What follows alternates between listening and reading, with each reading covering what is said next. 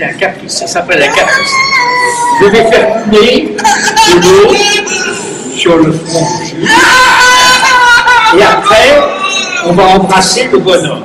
Parce qu'il sera devenu un petit chrétien. Oh là là là là.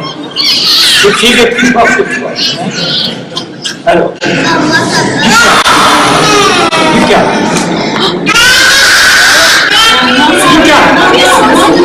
Il faut se calmer.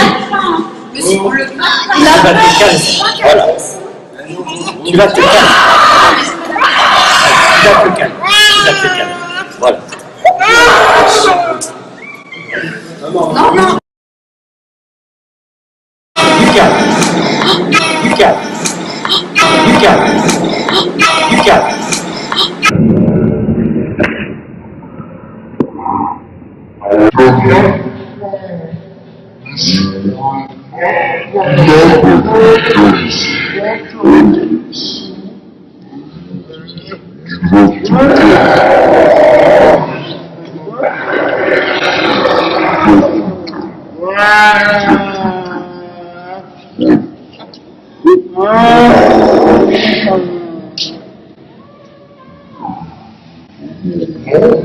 Mes chers frères et sœurs en Christ à travers le monde, que Dieu vous bénisse abondamment et puissamment au nom de notre Seigneur et Sauveur Christ Jésus.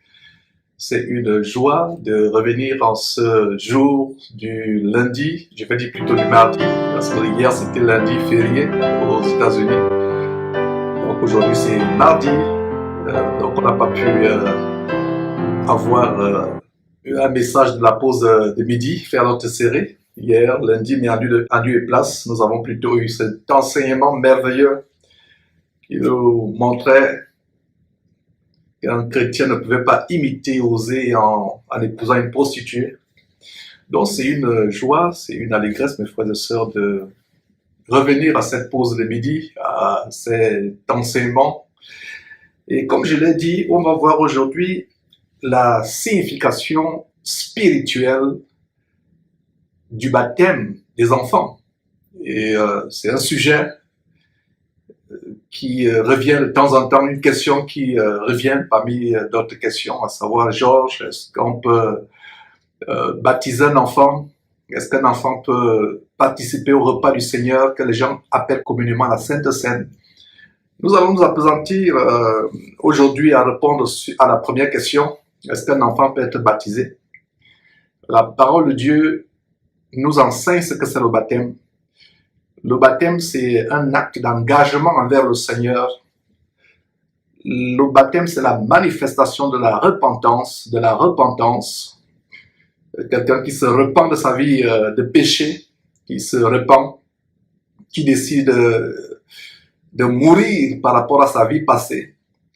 Le fait d'entrer dans les eaux du baptême, ce n'est qu'un symbole qui montre comment nous sommes morts avec Christ Jésus par rapport à notre vie passée. Et quand nous sortons des eaux du baptême, nous sommes ressuscités avec Christ. Dans le baptême, le véritable baptême, pas le baptême rituel que les gens font de plus en plus dans les dénominations, pas le baptême cérémoniel. Le vrai baptême biblique passe par la repentance. Sans la véritable repentance, la décision de changer de vie, la décision d'être une nouvelle créature, il n'y a pas de baptême. Alors, la signification spirituelle du baptême des bébés, c'est ce que nous allons voir très rapidement. Ça ne va pas m'être long, j'espère, je suppose. La pratique du baptême des bébés n'est pas biblique. Comme je le disais, le baptême, c'est un acte d'engagement envers Jésus-Christ. C'est un acte non seulement de foi, d'accepter Jésus-Christ. C'est un acte de dire, je me repens de ma vie passée, j'étais un pécheur, j'ai fait des mauvaises choses, je prends la décision de me repentir. Et nous voyons comment un enfant ne peut pas se repentir, un enfant ne peut pas, un bébé surtout, un jeune enfant ou un nourrisson. Donc ce n'est pas une pratique qui est biblique, cette pratique que les gens appellent pédobaptême ou pédobaptisme, n'est pas biblique, c'est une pratique qui est répandue dans ces dénominations qui ne sont pas des religions, qui ne sont pas des églises chrétiennes, mais des véritables religion paganiste. Je parle en l'occurrence du catholicisme. Donc c'est une pratique du catholicisme qui n'est pas l'Église de Christ, mais une religion d'origine paganiste. Et si vous êtes habitué sur Jésus-Christ TV, vous savez déjà, mes frères et sœurs, à travers les documentaires, les émissions que nous avons montrées, les affiliations lucifériennes, sataniques de la région catholique. Donc, la pratique du pédo-baptême ou du pédobaptisme est répandue dans l'abomination catholique, l'Église catholique romaine. C'est aussi dans la religion catholique orthodoxe, comme la religion orthodoxe grecque. Nous avons aussi d'autres mouvements, religions issues du protestantisme, tels que les anglicans, les luthériens, les méthodistes, les presbytériens. Il y a aussi la religion moravienne. Donc voilà quelques dénominations qui pratiquent le baptême des enfants. Et si on va dans l'histoire, mes frères et sœurs, aucun apôtre de notre Seigneur Jésus-Christ, aucun disciple de Jésus-Christ dans la Bible, dans le Nouveau Testament, n'a pratiqué le pédobaptisme ou le pédobaptême. Cette pratique est absente au 1er siècle, dans l'Église du 1er siècle. Et aucun disciple de Jésus-Christ ne l'a fait. D'ailleurs, si vous allez lire Matthieu chapitre 3, quand Jean-Baptiste a commencé à baptiser, parce que c'est Jean-Baptiste qui préparait la voie du Seigneur, il a mené les gens à se baptiser, et même le Seigneur Jésus-Christ lui-même a eu à se baptiser. On peut le voir à la fin de Matthieu chapitre 3. Et donc la première mention du baptême, soit des nourrissons, soit des bébés, soit des jeunes enfants, date vers la fin du 2e siècle. C'est-à-dire qu'à la fin des années 1000, enfin je vais dire, c'est pas 1000, ça c'est déjà millénaire, je vais dire à la fin du 2e siècle, c'est-à-dire qu'à la fin, vers les années 1800, pas 1800 encore une fois de plus, mes frères et sœurs, dans les années 180 ou 190, donc en l'an 180, à partir de l'an 180 ou 190, mes frères et sœurs, on a commencé à avoir des pratiques de baptême d'enfants. En fait, c'était l'infiltration de l'Église primitive par le paganisme, des chrétiens qui ont été infiltrés par ces choses. D'ailleurs, il y a un célèbre écrivain de l'Antiquité qui s'appelle Origène. Origène qui a écrit environ 2000 traités chrétien entre guillemets.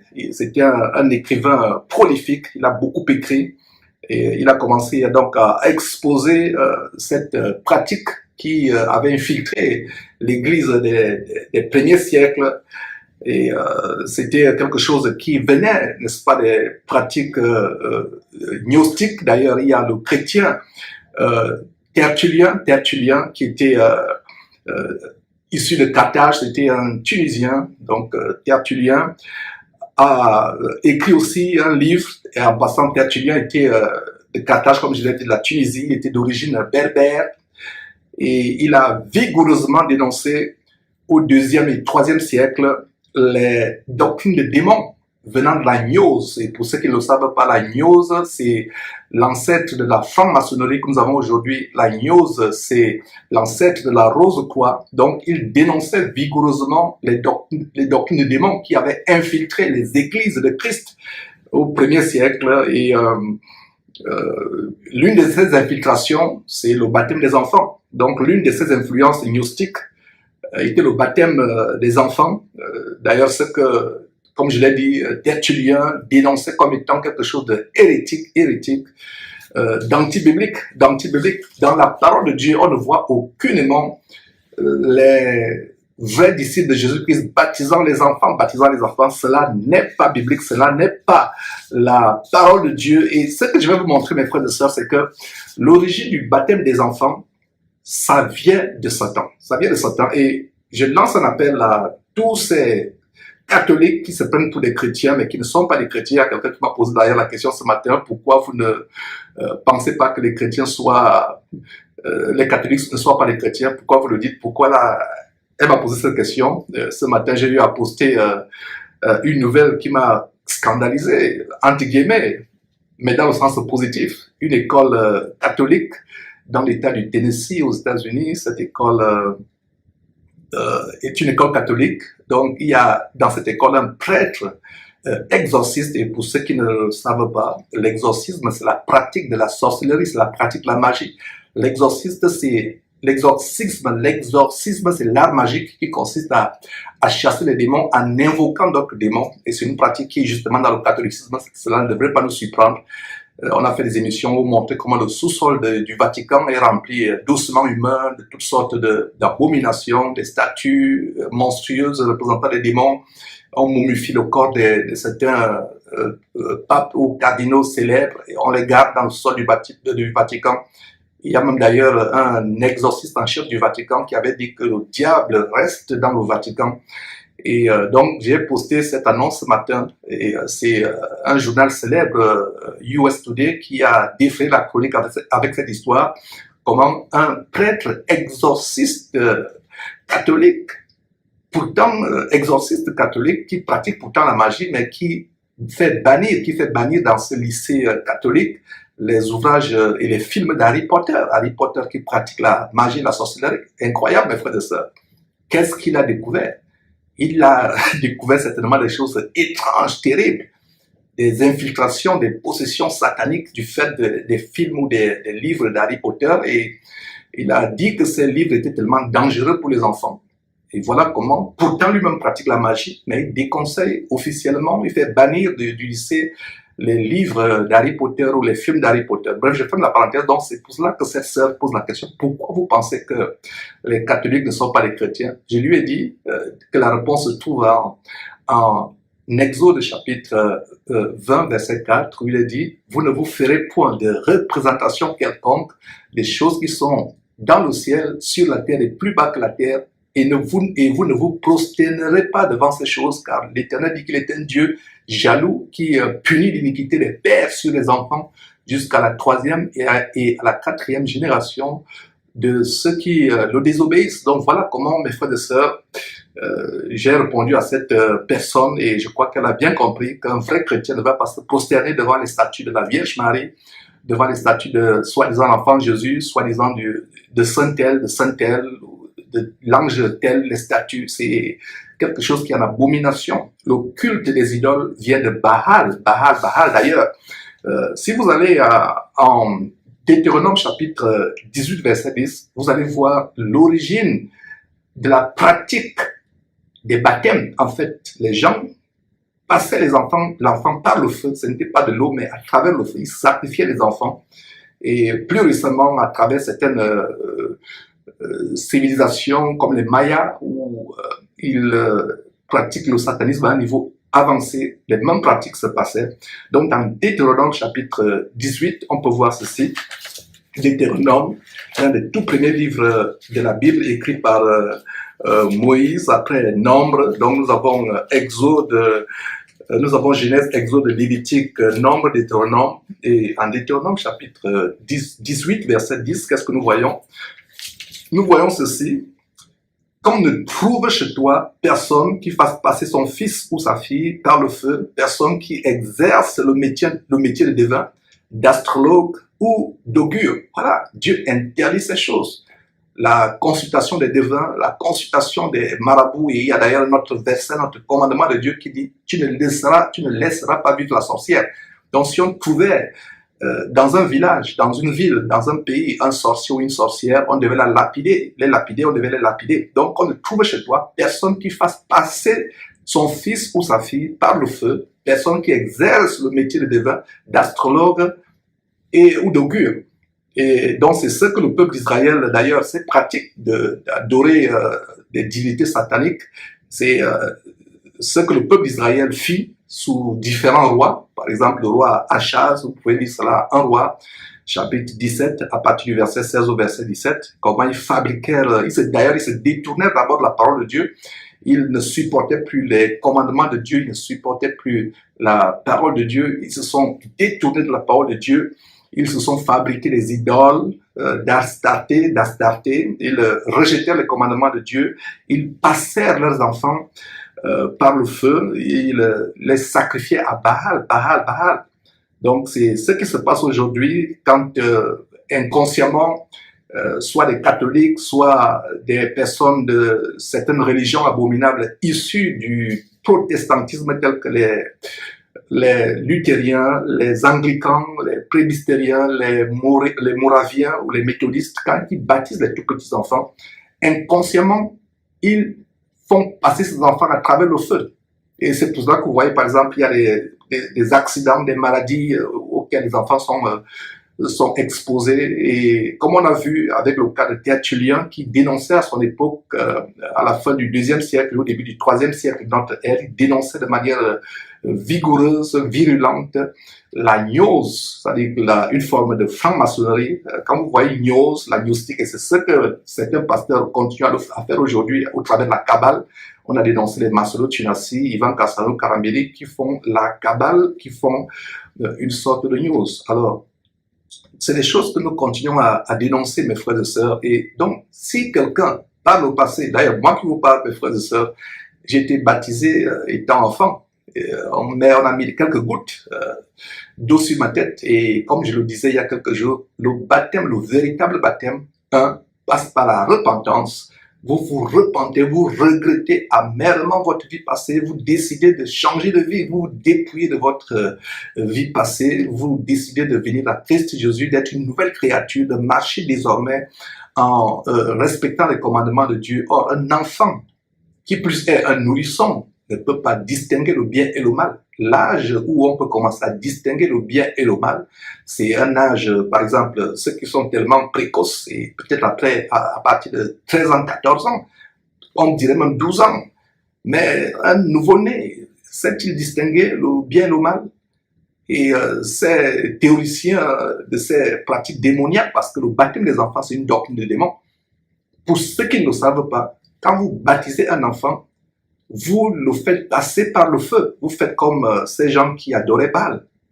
Et la religion catholique, c'est le culte de Baal, c'est le culte d'Astarté. Et toute cette dénomination, c'est un melting pot de toutes sortes d'abominations, d'idolâtrie. Je reprends la religion catholique, c'est le melting pot de toutes sortes d'abominations. La Vierge Marie, qu'ils pensent être venus de la parole de Dieu. Non, c'est plutôt la divinité Diane ou Sémiramis ou Astarté qui se déguise, qui passe pour la mère de Jésus.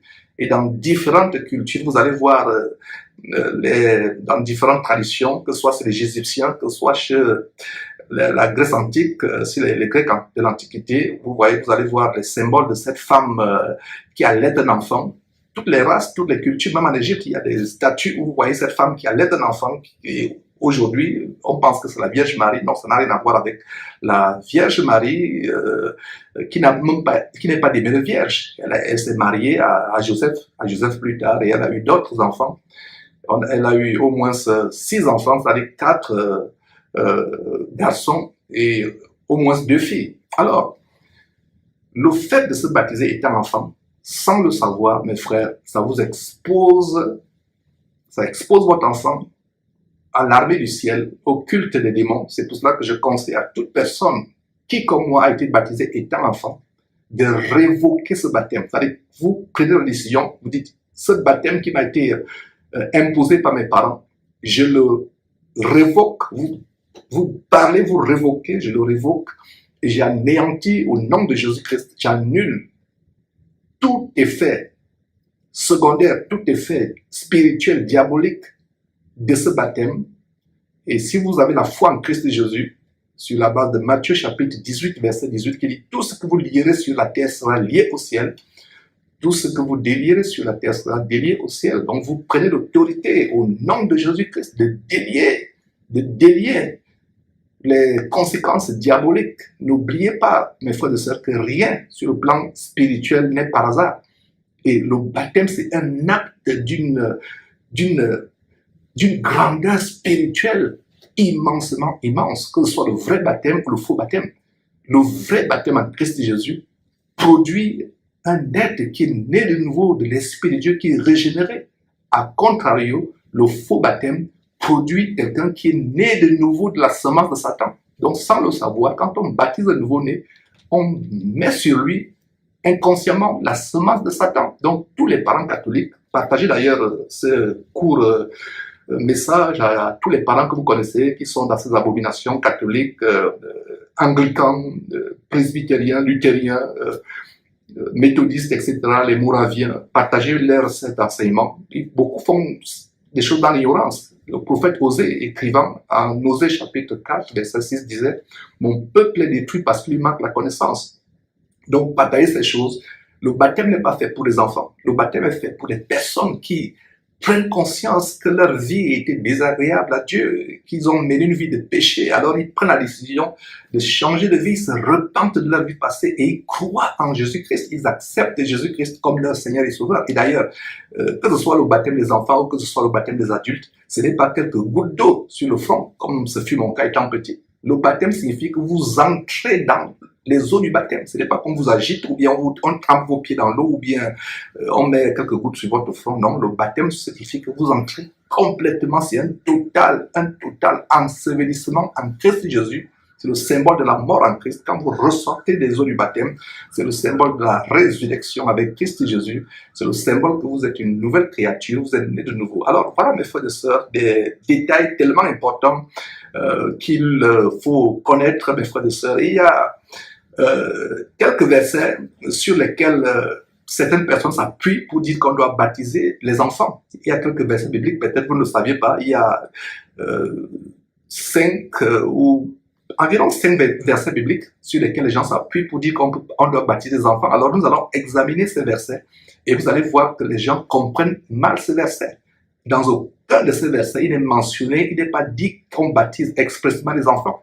N'oubliez pas que le baptême, c'est le symbole de la repentance. Avant de vous conduire dans ce baptême, je ne me lasserai point de vous répéter, je ne répéterai jamais assez le fait que vous devez vous repentir si vous avez été baptisé enfant. Le vrai baptême produit quelque chose de spirituel, mais très positif du côté de Dieu. Et le faux baptême produit quelque chose de tellement grand spirituellement, mais du côté diabolique. Du côté diabolique, il y a une malédiction qui est sur vous, qui est attachée sur vous. C'est comme un sacrifice. Vous avez été sacrifié à Satan. Donc, tous ces enfants qui sont baptisés, tous ces enfants qui sont baptisés étant bébés, soit nourrissons, soit jeunes enfants, on les sacrifie à Satan. C'est pour ça qu'il y a des maladies incurables plus tard, il y a des accidents, il y a des morts précoces où l'enfant devient un délinquant ou une prostituée ou un prostitué, peu importe. En fait, c'est la destruction de vos enfants et c'est une manière de sceller votre enfant et de l'envoyer en enfer. Parce que quand un parent, inconsciemment, beaucoup de parents comme mes parents l'ont fait sans avoir la connaissance. Donc, toute personne qui a baptisé son enfant, son jeune enfant, ou qui s'est fait baptiser, mes frères et sœurs, a participé à une cérémonie de sacrifice de son âme à Satan. Donc, il est question de revoquer ces choses sur la base de Matthieu chapitre 18, verset 18. Donc, terminons rapidement avec ces quelques versets que les gens comprennent mal. Et le premier verset, c'est Actes chapitre 2, verset 39. Vous vous rappelez, on a commencé l'étude de Actes, du livre de Actes des Apôtres, verset après verset, et le grand jour de la Pentecôte, quand les apôtres et d'autres disciples furent remplis du Saint-Esprit et se mirent à parler en d'autres langues, les gens réunis à Jérusalem ce jour-là sont moqués d'eux. Et Pierre a fait un discours pour dire que ces gens ne sont pas remplis de vin doux comme vous le supposez, mais ils sont remplis de ce que Dieu avait promis par son Fils Jésus-Christ. Alors il a commencé à évangéliser ce jour-là. D'ailleurs, des milliers de personnes furent converties ce jour-là, acceptèrent Jésus-Christ comme leur Seigneur et Sauveur et furent baptisés. Mais il y a des détails que les gens, sur lesquels le diable se cache pour tromper les gens. On vous a montré comment, au début de ce message, je vous ai montré comment la gnose, les doctrines des démons appelées gnose, les connaissances sataniques gnostiques, sont celles qui ont amené le baptême des enfants au 1er siècle, en imitation de ce que les Israélites faisaient au temps des rois, comment ils faisaient passer leurs enfants par le feu à les sacrifier à Baal. Donc, Pierre, ce jour-là, dit en Actes chapitre 2, verset 39, « La promesse est pour vous, pour vos enfants et pour tous ceux qui sont au loin, en aussi grand nombre que le Seigneur Dieu les appellera. » Et Ce verset ne parle pas de baptême. Ce verset parle de la promesse de la vie éternelle, la promesse du salut, de l'élection, pour tout le monde, pour les enfants. Et il y a un autre passage en Actes chapitre 16 que certaines personnes vont aussi utiliser pour justifier qu'on peut baptiser les enfants. Actes chapitre 16, versets 14 à 15. Nous avons le cas de Lydie, cette femme qui craignait Dieu, qui était aussi une femme d'affaires, elle était marchande de pourpre, une femme craignant Dieu, une femme de distinction craignant Dieu. Alors, nous voyons comment, au verset, je crois, 15, il est dit qu'elle fut baptisée avec sa famille. Donc, les gens vont dire que, voilà, Lydie fut baptisée avec sa famille. Mais il n'est pas mentionné enfant. On ne sait pas qui était dans la famille. Déjà, il y a des familles qui ont des enfants déjà grands. Aucun bébé, aucun enfant dans la famille, n'est-ce pas? Donc, il y a des gens qui disent que voilà, Lydie s'est baptisée avec toute sa famille, alors nous pouvons aussi baptiser les enfants. Vous voyez comment le diable nous trompe. On commence à assumer les choses, on commence à manifester la science infuse. N'ayez pas la science infuse avec Dieu, n'imaginez pas des choses. Quand Dieu ne mentionne pas enfant, il ne mentionne pas enfant. Il y a des récits où Dieu mentionne des enfants spécifiquement, mais quand Dieu n'a pas mentionné enfant, quand Dieu dit tel a été baptisé avec sa famille, n'assumez pas que dans cette famille, il y a des enfants. Il y a des familles où il n'y a pas d'enfants. Ça peut être les oncles qui sont là avec leurs neveux ou avec leur père ou leur grand-père, mais il n'y a pas d'enfants.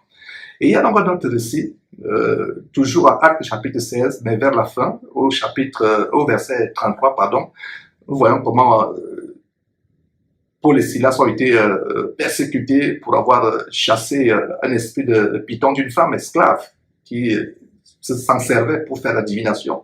Ils ont été jetés en prison. On voit comment l'ange, pendant qu'ils chantaient les cantiques dans la nuit, l'ange les a libérés de manière puissante. Et ils sont retrouvés plus tard, vous pouvez dire ça par vous-même, ils sont retrouvés plus tard chez le geôlier, le gardien de prison. Et nous voyons comment le gardien de prison, il est dit au verset 33, Actes chapitre 16, verset 33, que le gardien de prison fut baptisé, lui et tous les siens. Et encore, tous les siens ici, on ne sait pas s'il avait des enfants. Tous les siens, il peut avoir des grands-enfants. Enfin, on ne sait pas s'il avait des petits-enfants, parce qu'un enfant peut être grand, adulte ou petit. Ouais, tous les siens ne suffit pas que c'était des tout petits-enfants. Est-ce que ce geôlier avait des grands-enfants ou des petits-enfants? On ne précise pas. Donc, on ne peut pas assumer à partir du fait que ce geôlier fut baptisé avec tous les siens, que dans tous les siens, on assume qu'il y avait des enfants. N'assumez pas. Dieu est précis dans sa parole. Nous avons aussi le cas, Actes chapitre 10, on repart en arrière, Actes chapitre 10, et nous voyons le cas en Actes chapitre 10, verset 47. Corneille, ce militaire pieux qui était italien, un soldat romain, Corneille, qui était pieux, qui faisait beaucoup de monde au peuple. Dieu s'est manifesté à lui et Pierre a été envoyé chez lui pour prêcher la parole de Dieu. Et pendant que Pierre prêchait la parole de Dieu à sa famille, à toutes les personnes, les connaissances et amis, voisins et sa famille qui étaient réunis, le Saint-Esprit est descendu sur tout le monde qui écoutait et ils ont été baptisés d'eau. La Bible dit que tous ont été baptisés, mais il n'y a aucune mention que il y avait des enfants qui furent baptisés qui étaient là. Ouais, on peut avoir une famille sans enfants. Enfin, je vais dire, on peut avoir une famille sans enfants de bas âge. Je reprends. On peut avoir une famille sans enfants de bas âge. On peut avoir une famille avec des grands enfants qui sont peut-être vous rendre visite et vous n'avez plus de tout petits enfants. Vous voyez. Et l'âge où un enfant peut être baptisé, s'il est précoce, si c'est déjà bien distingué le bien et le mal, on peut même dire à partir de 12 ans. S'il est précoce, si l'enfant sait que vraiment, papa, maman, à partir d'aujourd'hui, j'ai décidé de suivre le Seigneur Jésus-Christ, je sais ce qu'il est, je sais ce qu'il a fait pour moi. S'il est précoce, par exemple, à partir de 12 ans, vous pouvez le baptiser. Alors, dans tous les récits, que ce soit la famille de Lydie, la famille du geôlier, ou la famille de Corneille, du gardien de prison, la famille de Corneille, qui vous dit qu'il y avait des enfants de moins de 12 ans, ou les enfants de moins de 10 ans? Non, personne ne vous dit. On dit les siens, peut-être qu'il y avait des siens, des enfants ayant plus de 12 ans. Donc, vous voyez, ne vous laissez pas tromper par ces arguments, les gens raisonnent avec la parole de Dieu. Et il y a un dernier verset dans 1 Corinthiens chapitre 1 verset 16 où Paul est en train vraiment de supplier les Corinthiens, les frères, de ne pas l'adorer, de ne pas l'idolâtrer, de ne pas l'élever comme si c'était quelque chose. Alors en disant cela, qu'est-ce qu'il dit? Il dit qu'il n'a baptisé personne, excepté quelques disciples deux disciples qui citent. Et d'ailleurs, au verset 16, il dit qu'il a aussi baptisé la famille de Stéphanas. Voilà aussi un autre verset que les gens prennent pour dire que, voilà, si Paul a baptisé la famille de Stéphanas, certainement il y avait des bébés ou des jeunes enfants ou des nourrissons dans la famille de Stéphanas. La Bible ne le mentionne pas. N'assumons pas, ne faisons pas dire au Saint-Esprit ce que le Saint-Esprit n'a pas dit. Il est dit qu'il baptisa aussi la famille de Stéphanas. Et il n'est pas mentionné que dans cette famille de Stéphanas, il y avait des enfants âgés de moins de 12 ans. Alors c'était, mes frères et sœurs, un plaisir de vous partager ces quelques détails. En conclusion, je dis ce que j'ai dit en début en disant que si quelqu'un comme moi s'est baptisé étant enfant, révoquez ce baptême parce que inconsciemment ou consciemment, volontairement ou involontairement, vous avez été livré en sacrifice à Baal. Je vais dire un sacrifice au diable. Et ça a des conséquences dans la vie.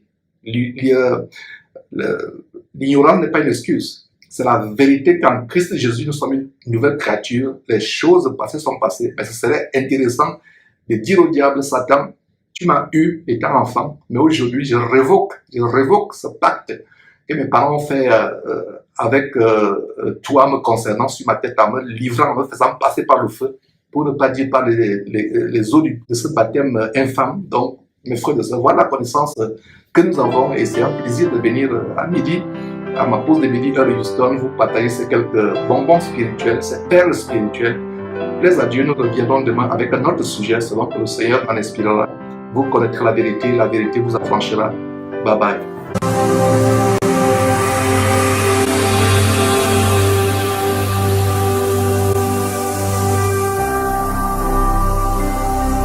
Jésus-Christ TV, vous connaîtrez la vérité et la vérité